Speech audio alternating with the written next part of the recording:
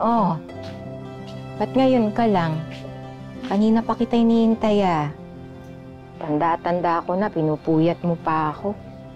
Nay, sorry po. Nag-OT kasi ako sa mall eh. Nag-overtime kami dahil holiday ngayon, maraming tao.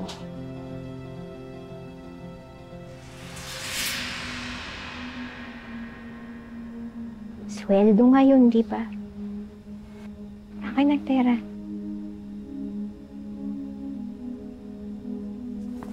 Nag-withdraw na ako, Nay, ng saktong pera lang natin. Ito po yung pambayad sa tubig, sa kuryente, at saka sa pagkain po. Kuryente, tubig. Paano yung allowance ko? Alam naman pambayad lang ibibigay mo. Ay, pwede po ba kung susunod na lang? Sakto lang po kasi yung perang winidraw ko. Kailangan ko rin po ng perang panggastos. O eh, ang dami-dami pa niyan. Akin na nga yan. Akin na nga yan. Ay. Ayan. Ay. Ay. Mula ngayon, ako na hahawak ng ATM mo. Okay? Bakit niya naman po kukunin yung ATM ko? Eh, nagbibigay naman po ako sa inyo ng pera. Tsaka hindi naman po ako nagkukulang sa inyo eh. Tandaan mo, nanay mo pa rin ako. Ha? Utang mo sa akin lahat ng meron ka ngayon. Kaya pagdating sa pera mo, ako pa rin dapat ang masusunod. Okay? Bili ka dyan sa labas ng pansit, isang bandehado, tsaka isang karapa ng sigarilyo. Yung sukli, sa'yo na. Sige. Galante ka talaga, Mare. May pera. Akin ba to? Ay, Mars, total naman paldo ka ngayon. Bili ka naman ng mga tinitinda kong damit. Bagay na bagay sa'yo yun, lalo ka magmumukhang doon niya. Nga, Mare. Sige, pagkatapos nito ha, patingin ako. Napakaswerte naman talaga nito si Mare Yoli sa anak niya si Inan, mo. Lagi siyang binibigyan ng pera. Ay, dapat lang, Sana no? all. Dapat lang. Simula nung namatay yung tatay niya, ako kaya naggapang sa kanya para mapaaral at mabuhay ko siya, no? Oy, anong tira mo? Uy, magtapon ka. Ang kakatapon. Yoli, alam mo, makikisingit lang, ano? Responsibilidad natin, mga magulang, no, na pag-aralin yung mga anak natin, pero di naman ata nila obligasyon na bayaran yan sa atin. Hindi na. Huwag mo kaya kaming pakialamang mag-ina. Tama nga. Ganon. Epal eh. Epal. Pasensya na, ha?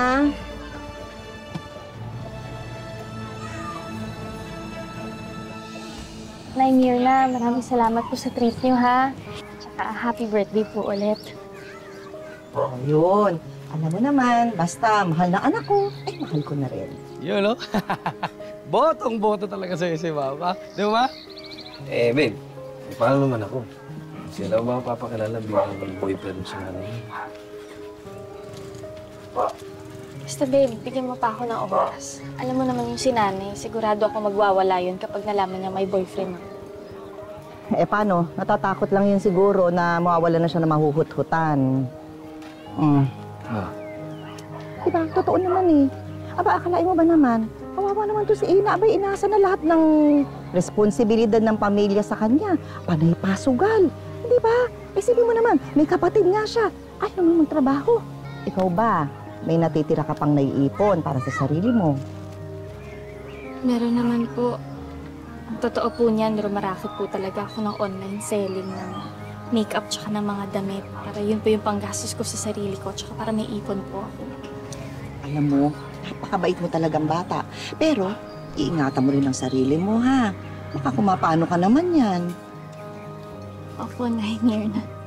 Ingat. Ay, paano? Mamaya na lang, ha?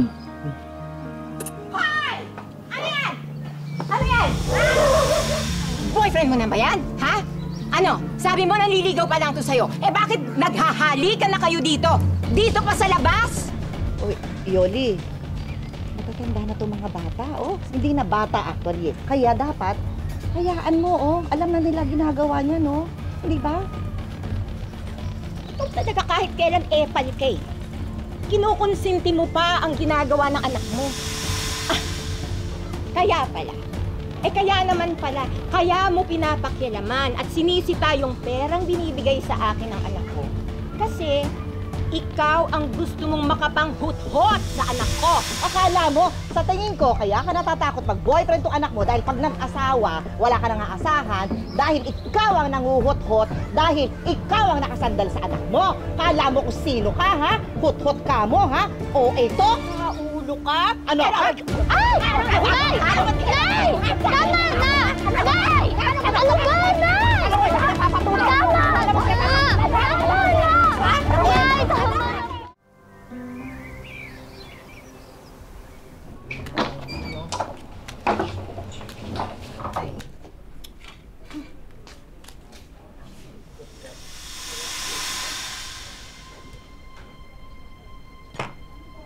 Nay, wala na po bang pagkain?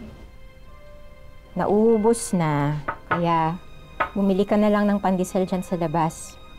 May bisita kasi tayo eh. Bisita. Ate, si Mariel nga po pala. Girlfriend ko. Buntis si Mariel. Pinalayas na siya sa kanila ng pamilya niya, kaya dito muna siya sa atin titira. Dito titira? Eh, nahihirap na nga tayo sa pang-araw-araw eh. Tapos magdadagdag pa tayo ng isa dito. Hindi ko naman ginusto to, ate. Tsaka, dyan na yan eh. Tulungan mo naman kami, ate. Diba? Bawi na lang ako sa'yo pagka nagkatrabaho na ako. At sa akin mo pa talaga ipapaako yung nabuntis mo. Kagawa-gawa ka ng kalokohan tapos hindi mo kayang gawin yung responsibilidad. Diyan na yan, Ina. Hoy, wala ka na magagawa. Kesa naman sa ibang tao mo ibigay yung pera mo. Na hindi humingi ng pera sa akin si Randy at saka si Nainira. Sa inyo nga napupunta lahat ng pera ko eh. Wala na nga natitira sa akin eh. Why, ano, magsusumbatan tayo? Ha? Ano? Magbibilangan tayo? Ate, ang dami-dami mong pera. Pinagdadamot mo. Akala mo pa hindi ko nakita yung pera na tinatago mo sa bag mo? Ano? Ano? Totoo ba to? Ha, Ina? Pinagtataguan mo ko ng pera, ha? Totoo yun, Nay. Nakita ko yung perang tinatago ni ate sa bag mo. Oo, meron akong tinatagong pera. Dahil yun sa mga ibang nirarakit ko. Dahil kailangan ko rin ng pera. Para saan? Para ibigay dun sa Mirna na yun? Dun sa Randy na yun, ha? Na hindi nga sila humihingi ng pera! Kung tutusin, mabubuti nga silang tao dahil tinutulungan nila ako eh. Samantalang kayo, tinanong niyo ba kung kumain na ako, kung pagod ba ako? Parang hindi nga anak yung turing mo sa akin eh.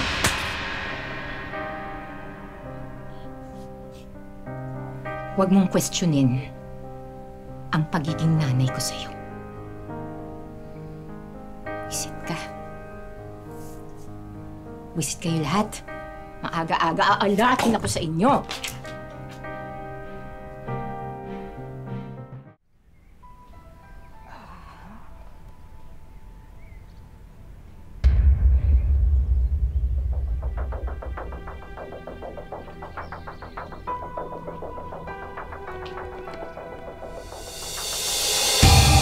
May anong ginagawa niyo? Kinukuha ko yung perang tinatago mo. Eh, kulang pa yung binibigay mo sa amin eh. Kailangan ko to. Ay, pwede ba tingilan niyo? Pera ko to eh! Pera ko to! Nay, sorry. Hindi ko po sinasadya. Sorry. Wala kang utang na loob. Pagkatapos ng lahat ng ginawa ko sa'yo, ito ay susukli mo, ito ay gaganti mo, ha? Ito, ha? Kundi dahil sa akin, hindi ka magiging tao. Hindi ka makakapag-aral, hindi ka makakapagtrabaho. Ako ang nagpalamon sa'yo. Ako ang nagpalaki sa'yo. Kaya wala kang karapatan. Wala kang karapatan na questionin ako. Naiintindihan mo, ha? Hanap ko. Ayan. Aray!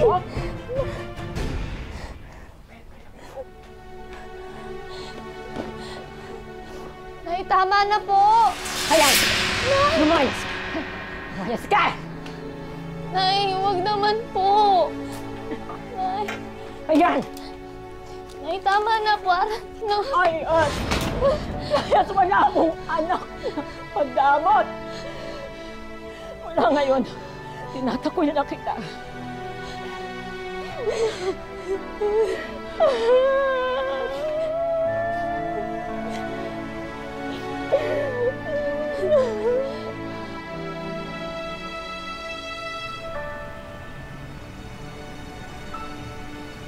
Ano, ayos lang kayo. Pag meron pa, yun lang ha.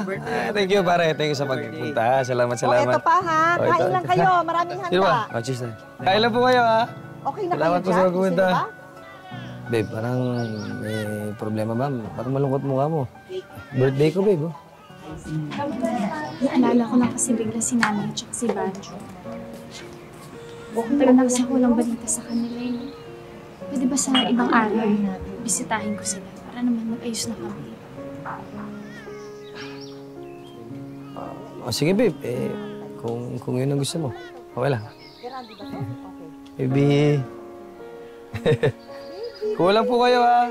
Dahil pa pagkain dito. Apo ko. Ganda-ganda ka mukha ng lola. Cute talaga. Grabe naman, ma. Wow! Ang engrande naman pala ng birthday mo, Randy. Akala nyo siguro, hindi namin malalaman kung saan kayo nakatira, no? Diyan kayo nagkakamali. Wow. Pa-shade-shade ka pa, ha? Hindi ka invited. Huwag mong pakilaman shades ko. Ina! Ang tagal mong hindi nagbigay ng pera sa sariling pamilya mo, ah. Yan pala.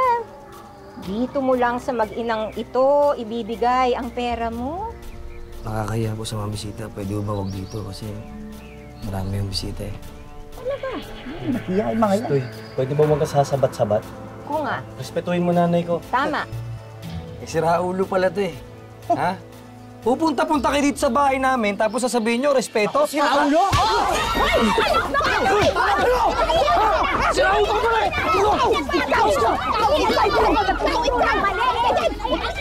Lumayas ka dito! Lumayas! Hihinan mo! Dito! Kapalin mo ano? Patas mga kapal kayo! Lumayas ka dito! Sige na, awat na. Yan, hindi ka invited dito! Dahil sa iba, umuwi ka na! Paalis na kami! Ay, sama nyo! Yan, sama nyo! Padahan! Tarito! Talaga, ireklamo ko yan! Halika na! Ireklamo natin yan! Ay, nako! Hindi naman po pwedeng habang buhay ka lang nabibigyan ng pera ng anak mo. Mali naman yun, Kap. Eh, anak ko pa rin yan eh. Kahit anong mangyari, Kap, may responsibilidad pa rin siya sa amin. Sa akin din, Kap. Siyempre, di ba? Kailan ba may anak? Oo. Di ba, ate, alam mo naman yan eh. May kailangan ako suportahan na bata. Di ba, sinabi ko sa'yo yun. Kapalin mo. Wow. Ay, ang kapal ng mukha na mag-inang to. Talaga? Ha? Talaga? Ikaw, try mo kaya, magbanat ka kaya ng buto. May anak ka. O, talaga. Talaga. Bakit? Teka. Tama na! Wow. O sige na, para matapos na. Magbibigay na lang ulit ako ng pera sa inyo. Panggatas ka na. Doon na tayo, ha? Meron ka ng panggata.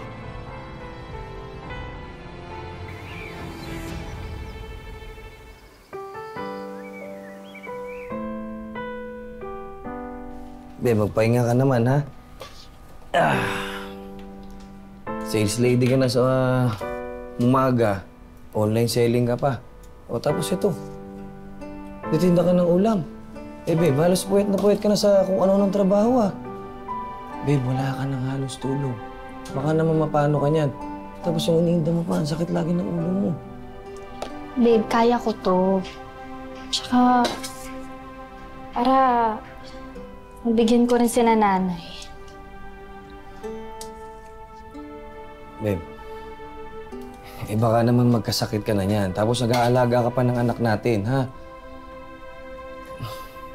O sige, babe. Nakausap ko naman si Bossing at mukhang mapopromote ako. Kaya huwag kang mag-alala. Kapag na-promote ako na magbibigay sa hinihingi ng nanay mo. Ha? Okay lang ako, eh. Gusto mo tulong kita? Anong kailangan mo? Ayos ka na ba, babe? Masakit na ako ulo ko. Tubig. Babe! Ma! Ma! Ikaw. Ma, patulong! Saan buod mo? Kamusta na anak ko? Dumaan lang ang doktor. Ano daw, may pumutok daw na ugat sa utak niya. Pero okay naman daw, mataas naman daw yung chance niya mag-survive. Sinabi nga sa akin kanina ng isang doktor, yung ano daw yung aneurysm daw yun eh. Namamana daw yun sa pamilya niyo.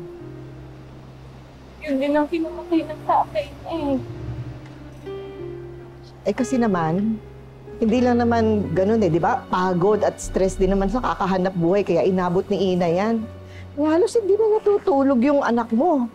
Kakahanap buhay para may maibigay sa inyo mag-ina.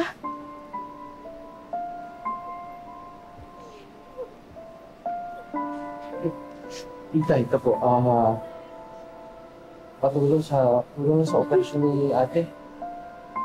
Alam mo, kung sisingilin nyo lang yan sa ate mo, wag na lang. Hindi po.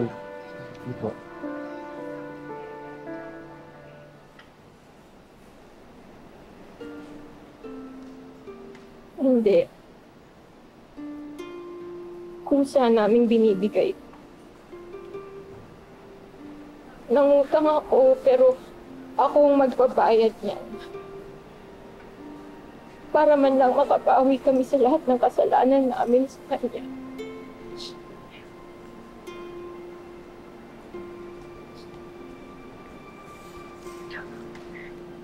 Salamat.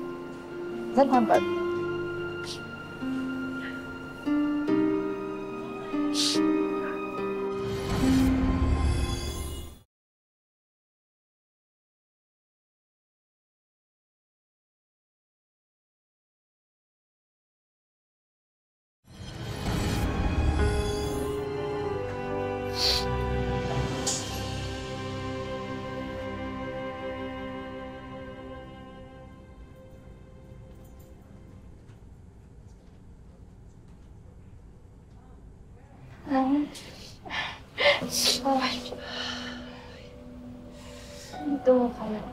Huwag ka muna masyado magsalita. Makakasama sa'yo. Katatapos mo lang operahan. Sabi ng doktor, kailangan mong magpahinga ng mabuti. Nagtulong-tulong kami para makabuo ng malaking pera. Para sa operasyon. Pasensya na po sa abala. Naku, wala kang kasalanan. Kami nga may kasalanan sa'yo eh. Sobrang pinressure ka namin para magbigay ng pera sa amin. Ayan to po, napahamak ka tuloy. Ako din, ate. Sobrang pasensya na. Pasensya sa lahat ng ginawa ko. Babawi ako, ate, ha? Babawi ako, ate. Babawi ako. Sabi ko sa Diyos, nangako ako sa Diyos na, sabi ko, ilayo ka lang niya sa kapahamakan. Hihinto na akong magsugal. Hindi na ako magsusugal, anak. Ibalik ka lang niya sa amin, nak. Patawarin mo kami, nak. Sana patawarin mo kami. Anak. Matagal ko na po kayong tinatawag. Totoo niyan, matagal ko na talagang gusto magkaayos tayo. Dahil kahit kailan, pamilya ko po kayo. Mahal na mahal ko kayo. Mahal na mahal ka namin.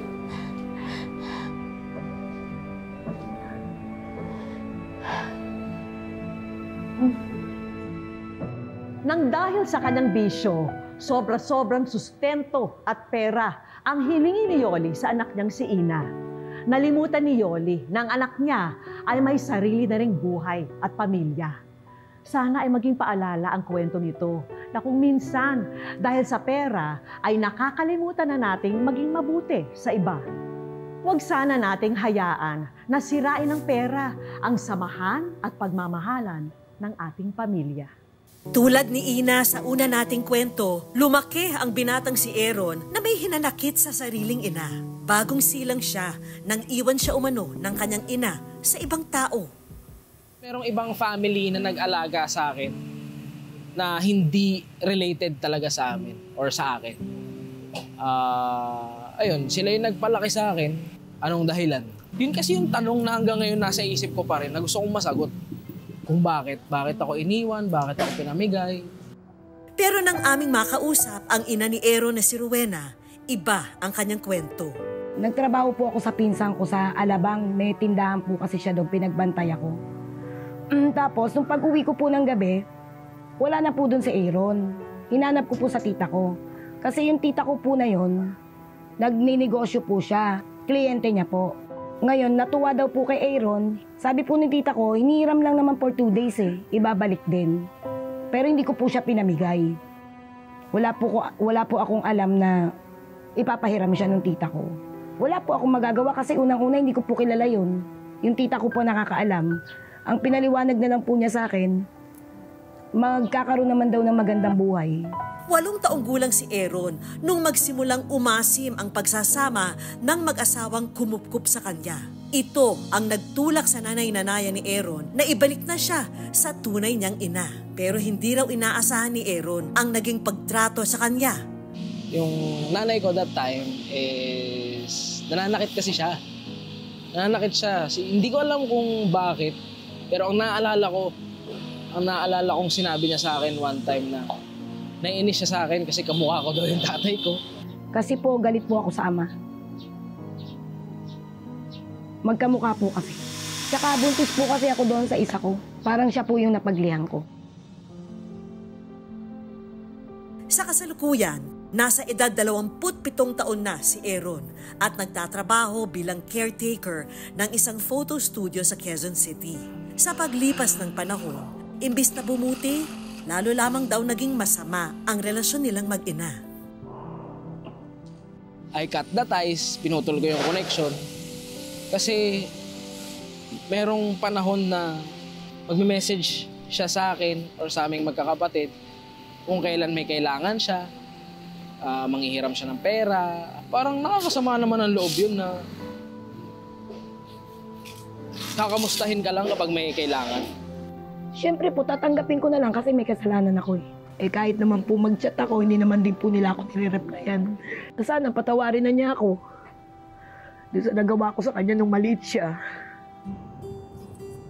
Bilang hiling na rin ni Rowena ng kapatawaran, sinikap ng aming programa na tulungan siyang makausap na ang anak.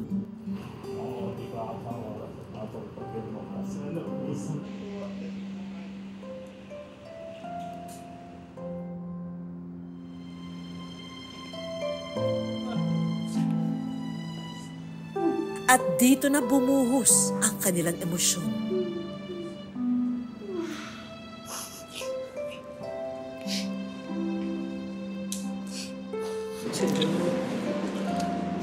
Alam ko naman yung kasalanan ko yun. Pasensya ka na rin sa akin.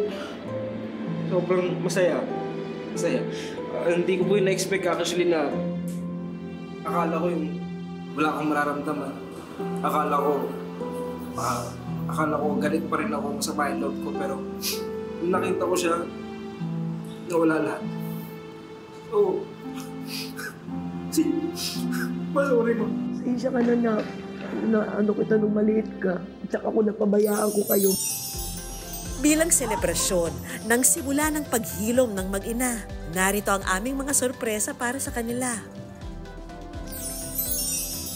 Dagdag tulong sa hanap buhay ni Aaron ang mga pangkabuhayan showcase na ito. Merong merienda business, dagdag paninda tulad ng RTW clothes at bags, tablet. Para kay Rowena, isang komportableng living room showcase. Ay, yes! Siyempre, hindi mawawala ang Wish Ko Lang savings, karagdagang tulong pinansyal para sa mag-ina. Maraming salamat po sa lahat ng tulong niyo po sa amin. Malaking bagay po ito para sa amin at sa aming pang-araw-araw. Mga kapuso, lagi po nating tatandaan, hanggang hindi tayo napapagod, humiling at maniwala. Hindi tayo mapapagod, lumaban sa buhay. Para sa ibang mga kwentong itinampok ng Wish Ko Lang, i-follow lang ang Facebook page ng Wish Ko Lang at GMA Public Affairs. Mag-subscribe na rin po sa GMA Public Affairs YouTube channel. Ako po si Vicky Morales at ito po ang Wish Ko Lang.